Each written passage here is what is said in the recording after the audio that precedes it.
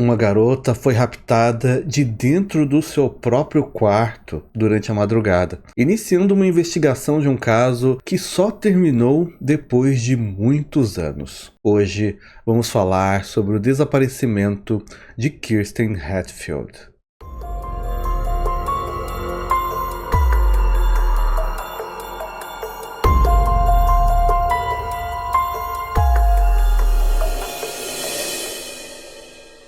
Esse roteiro é baseado em artigos e vídeos sobre o mesmo assunto. Desde já pedimos o seu like e que você deixe um comentário nesse conteúdo dizendo se já conhecia a história, algum detalhe que eu acabar não comentando ou sugerindo um novo tema para trazermos ao canal. Todos os temas são avaliados para futuros vídeos. Lembrando também que não temos aqui a intenção de sermos sensacionalistas ou de desrespeitar a vítima e os seus familiares, o que nos dá o direito de omitir alguns detalhes que são desnecessários para entendimento da história. Você pode também verificar a possibilidade de se tornar membro do canal. Existe mais de um nível. No nível perito, o seu nome vai aparecer no vídeo durante algum momento e você tem acesso antecipado ao conteúdo. E existe também uma outra ferramenta que é a Valeu, onde você escolhe um valor e colabora com o canal quantas vezes quiser. Confirme também se você permanece como inscrito do canal, clicando no botão inscrever-se, caso não esteja mais inscrito ou não tenha ainda se inscrito. Kirsten Renee Hatfield é uma garota que nasceu em fevereiro de 1989. Ela era a primeira filha de Shannon Hazen. Algumas fontes citam o nome dela como Shannon McCrossan, mas quando a Kirsten tinha aproximadamente 5 anos, ela teve uma irmã mais nova chamada Faith. Nenhuma fonte dá informações sobre o pai biológico dela, e durante todo o caso, o que se dá a entender, na verdade, é que a Shannon era mãe solo das duas garotas. A Kirsten era descrita como uma garotinha espirituosa, que tinha um sentimento de proteção muito grande pela sua irmã, ao mesmo tempo era aventureira, gostava muito de ir em montanhas russas, subir em árvores e também de jogar ferraduras em galhos. Ela gostava de usar vestidos de babado e também às vezes era bastante teimosa, sempre se recusando, por exemplo, a arrumar o seu quarto. Uma das suas características mais fortes era uma gagueira quando ela falava, porém isso nunca a atrapalhou em nada. Ela era na verdade bastante comunicativa. A Shannon então morava com as duas filhas em uma casa comum no bloco 1100 de uma rua chamada Jet Drive, numa cidade chamada Midwest City, em Oklahoma, nos Estados Unidos. Sobre essa cidade, ela foi formada após a necessidade de abrigar familiares de militares que estavam designados para a base da Força Aérea de Tinker. E durante os anos 40, aos poucos, o aglomerado de casas acabou se tornando a cidade. Atualmente a cidade é muito bem desenvolvida, ela conta com vários tipos de comércio relacionados a indústrias aeroespaciais e tem também uma fábrica da General Motors, que inclusive é uma das maiores empregadoras da cidade. De acordo com o último censo, que é de 2020, a cidade tem uma população de aproximadamente 58 mil moradores, a maioria familiares de militares. E a maior fonte da economia ainda é a base da Força Aérea de Tinker, que foi renomeada para Complexo Aeroespacial Tinker.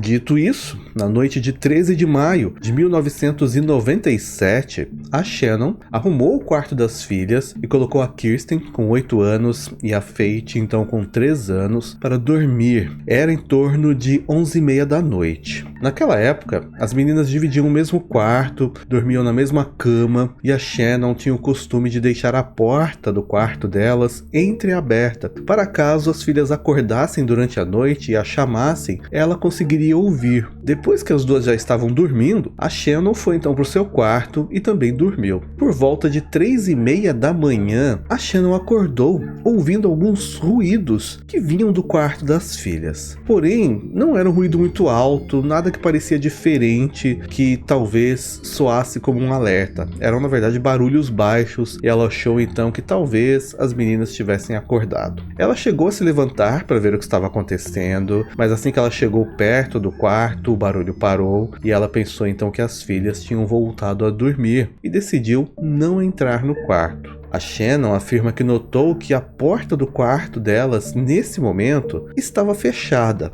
o que era algo incomum, já que ela sempre deixava entreaberta. Então ela chegou só a abrir um pouco a porta, deixar como estava antes e voltou para o seu quarto. Ela não chegou a olhar dentro do quarto para verificar as meninas, achando que elas tinham dormido. Quando foi pela manhã, entre 6 e 6 e meia da manhã, já do dia 14 de maio, a Shannon se levantou, foi até o quarto das filhas e foi nesse momento que ela notou que somente a Faith estava na cama. Ela então saiu pela casa procurando pela Kirsten. Quando ela não encontrou a menina, a primeira atitude que ela teve foi de ligar para amigos e familiares para saber se alguém estava com a menina, possivelmente imaginando que ela poderia ter saído sem avisar para a casa de algum deles por algum motivo não específico. Pouco tempo depois, ao perceber que a Kirsten não tinha saído sozinha de casa, ela ligou então para a polícia relatando o desaparecimento. E em poucos minutos, vários policiais chegaram na casa. A mãe então contou sobre as últimas horas, mencionou sobre os estranhos ruídos que ela tinha ouvido durante a madrugada e ela afirmou novamente que não eram barulhos altos e nada que levasse ela a acreditar que alguma coisa estava acontecendo. Era só como se as filhas tivessem acordado, mas logo o barulho parou e ela pensou que elas tinham voltado a dormir. Uma perícia então foi realizada dentro da casa. Nessa perícia foi localizada uma pequena mancha de sangue no parapeito da janela, que inclusive estava aberta. Sendo assim, foi deduzido que alguém teria levado a Kirsten e o responsável possivelmente teria entrado por essa janela. Mas também foram encontradas manchas em uma parte da cerca de 2 metros de altura que rodeava a casa da família. Foi localizada também uma peça de roupa íntima infantil que estava presa em uma parte dessa mesma cerca. A Shannon confirmou que aquela peça pertencia a Kirsten. Inclusive, era a roupa que a filha estava usando antes de dormir. Porém, o mais preocupante era que essa peça de roupa também tinha manchas. A polícia então passou a buscar por testemunhas, mas incrivelmente somente um único vizinho se manifestou, dizendo que acordou por volta das 3h30 da manhã com o barulho dos seus cães latindo, junto com o barulho de alguém do lado de fora, mas ele não saiu e não foi verificar do que se tratava. Como o horário era compatível com o mesmo tempo em que a Shannon ouviu os ruídos dentro de casa, acreditou-se então que os dois eventos tinham ligação.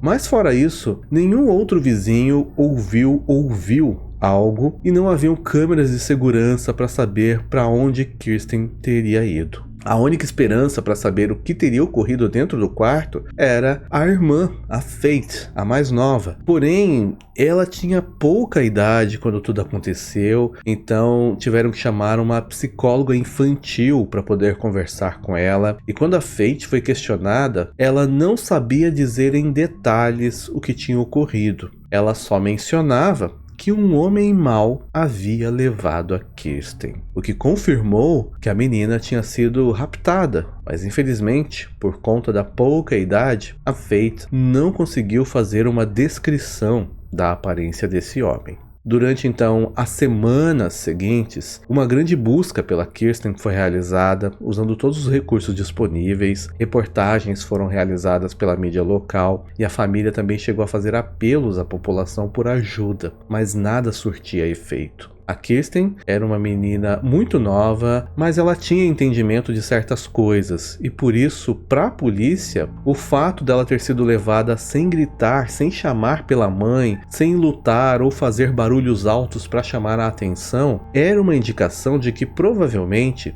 quem a levou era alguém que ela já conhecia ou que tinha proximidade o suficiente para acalmá-la e levá-la tranquilamente, pois eles não acreditavam que um estranho teria o conhecimento necessário de saber que na casa existiam crianças, qual era o quarto delas, entrar na residência, ir diretamente ao quarto da Kirsten e levá-la sem fazer nenhum alarde. Então os familiares e amigos foram todos interrogados e amplamente investigados, porém todos foram descartados. Em meio às denúncias que a polícia foi recebendo, uma delas acabou chamando a atenção. Uma mulher afirmava que o seu namorado a havia ameaçado. Durante essas ameaças, ele disse que se ela não obedecesse, ele faria com ela o mesmo que tinham feito com a Kirsten.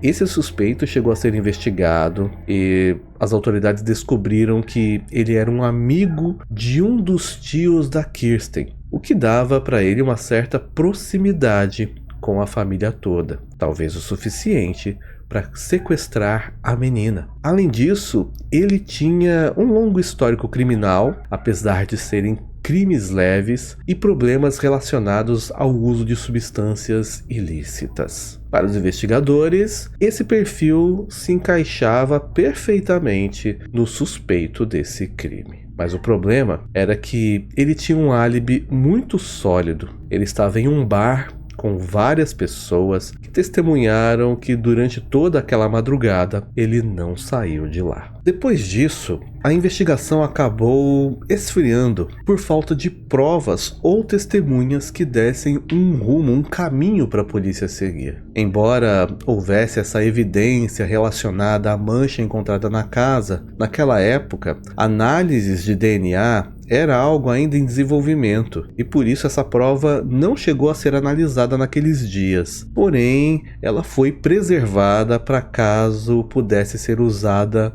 num futuro próximo. A mãe não desistia de encontrar a filha e mesmo com o caso parado, ela continuou a conduzir as suas próprias investigações. E todas as novidades que ela encontrava, ela levava até os investigadores. Ela acreditava que a Kirsten tinha sido vítima de um predador e que o sequestro tinha esse único fim: violar a criança. Porém, depois dos primeiros anos, sem nenhuma expectativa de encontrar a menina, sem a investigação prosseguir satisfatoriamente para a família, a mãe passou a ter certeza de que a Kirsten já não estava mais viva. Porém, mesmo assim, ela jamais desistiu de saber o que havia acontecido e tentar prender o responsável por esse crime. Para poder ter um desempenho melhor, a mãe chegou a estudar criminologia e depois que ela se formou, ela passou a trabalhar como agente de condicional, mais especificamente com casos envolvendo predadores infantis. Todos os anos, a família fez questão de manter o caso na memória da população e com o avanço dos meios de comunicação, foi fácil sempre relembrar o caso, pelo menos através das redes sociais.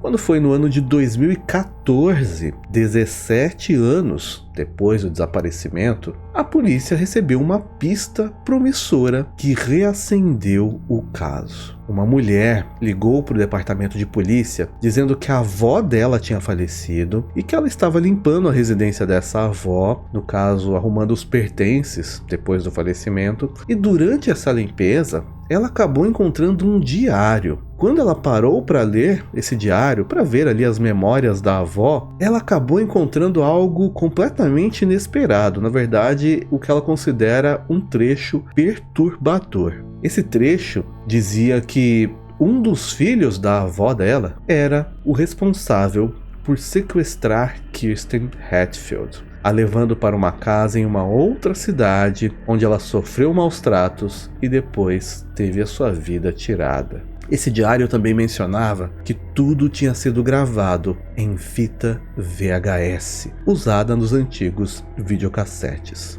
A polícia se focou então intensamente em investigar essa pista, mesmo anos depois, e conseguiram localizar esse suspeito indicado no diário. Esse homem foi levado então para um interrogatório, onde ele afirmou que não tinha nenhum envolvimento com o caso da Kirsten. Mas ao mesmo tempo, ele deu informações de algumas pessoas que ele conhecia, as quais ele acreditava serem os culpados. E ele afirmou que o crime teria ocorrido na casa da sua ex-namorada. Um grande grupo de especialistas forenses foram enviados para o endereço apontado. Durante os testes com luminol, uma substância química que reage ao entrar em contato com o ferro presente no sangue, emitindo uma luz azulada, foi feito. Eles encontraram manchas de sangue grandes no chão e nas paredes de várias partes dessa casa, o que a princípio então se acreditou ser realmente o local onde talvez a Kirsten teria sido levada e perdido a vida. Mas para confirmar, era necessário realizar ainda outros testes, pois precisavam ter certeza de que aquele material pertencia à vítima.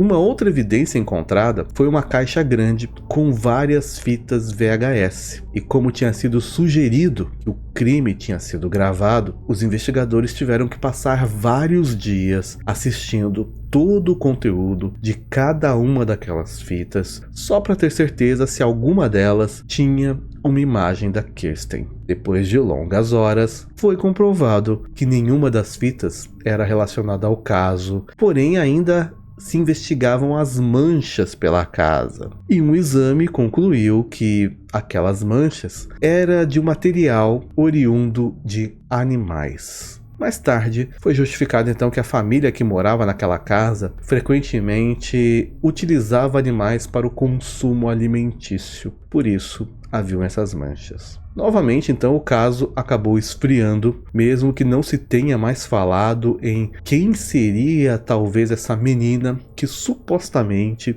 o filho dessa senhora teria levado para essa casa e quem esse próprio homem teria dito que seria a vítima de amigos que ele tinha na época. E que crime era esse que foi realizado na casa da sua ex-namorada? Sobre isso, não se tem mais informações. Mas voltando ao caso da Kirsten, alguns meses depois, o caso dela foi transferido para um novo investigador, que, para poder ter uma visão nova da situação, ele decidiu ler novamente todo o arquivo sobre o caso, analisando, quem sabe, um outro ponto de vista. Porém, era uma quantidade muito grande de material, visto que já havia se passado mais de 17 anos. Então, ele acabou solicitando a ajuda de alguns agentes do FBI. E foi aí que eles perceberam que havia uma evidência crucial que poderia ser testada com uma nova tecnologia. Aquelas manchas de sangue encontradas na casa da Kirsten e a peça de roupa íntima da Kirsten que tinha sido encontrada fora da casa. Segundo as fontes, nesse intervalo de 17 anos, alguns exames de DNA chegaram a ser realizados nesse material, mas ainda era algo muito novo e na maioria das vezes o teste sempre apontava como inconclusivo. Então essas evidências foram enviadas para serem reanalisadas usando uma nova tecnologia mais precisa e finalmente obteve-se um resultado que apontava para alguém, pois esse exame conseguiu extrair o que seria o DNA de um homem, mas ao ser colocado essa informação no sistema CODES, que é um sistema que arquiva DNA de criminosos, não havia nenhuma correspondência. Finalmente a polícia tinha uma evidência promissora para o caso,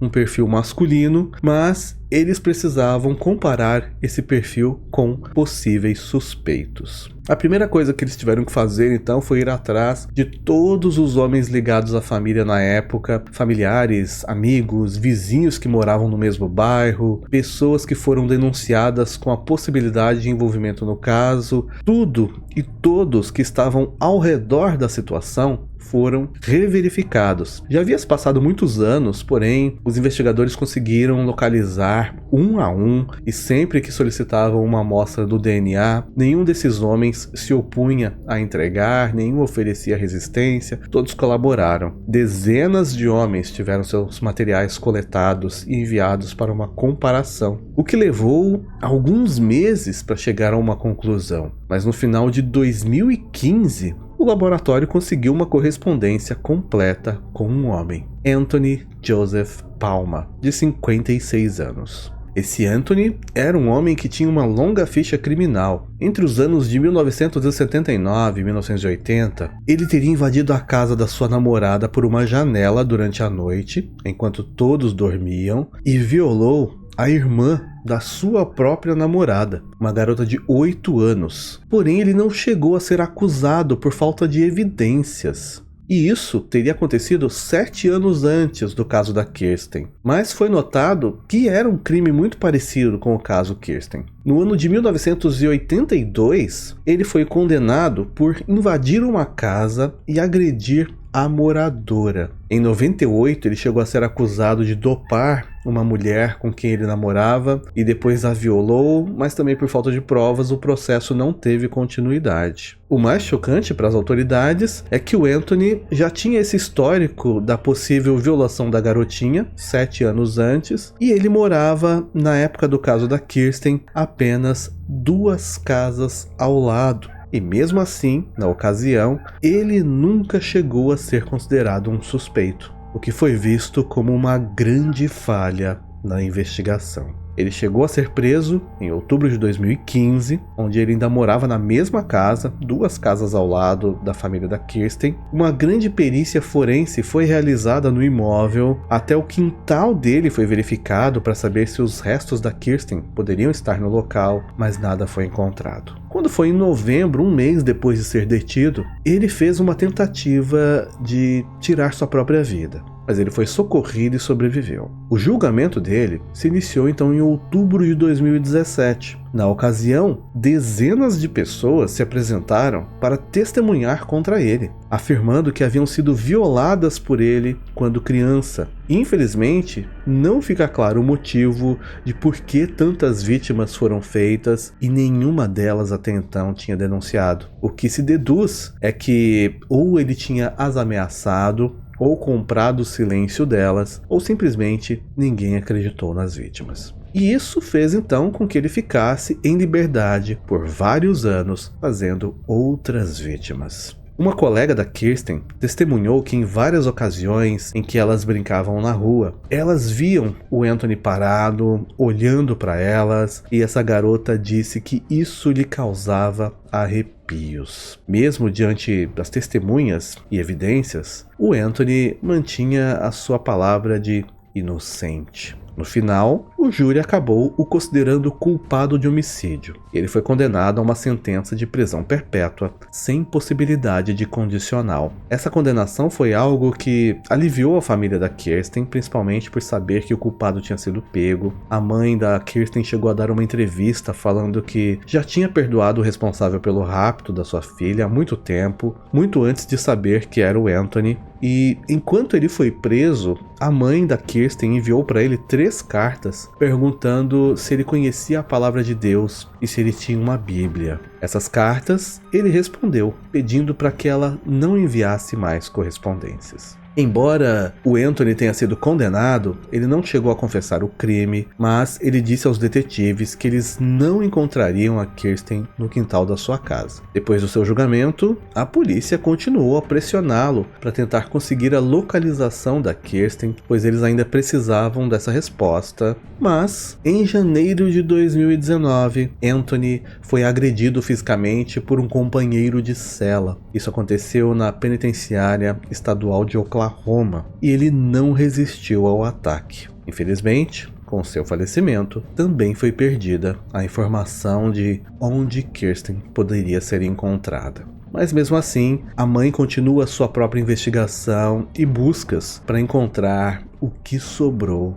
da sua filha. Atualmente já se faz 27 anos que a Kirsten desapareceu de dentro do seu quarto enquanto dormia. O que aconteceu com ela naquela madrugada nunca foi esclarecido, assim como seu paradeiro, o que faz com que esse caso continue em aberto em busca da sua localização, apesar do criminoso ter sido descoberto e ter sido condenado. Obrigado por assistir até aqui.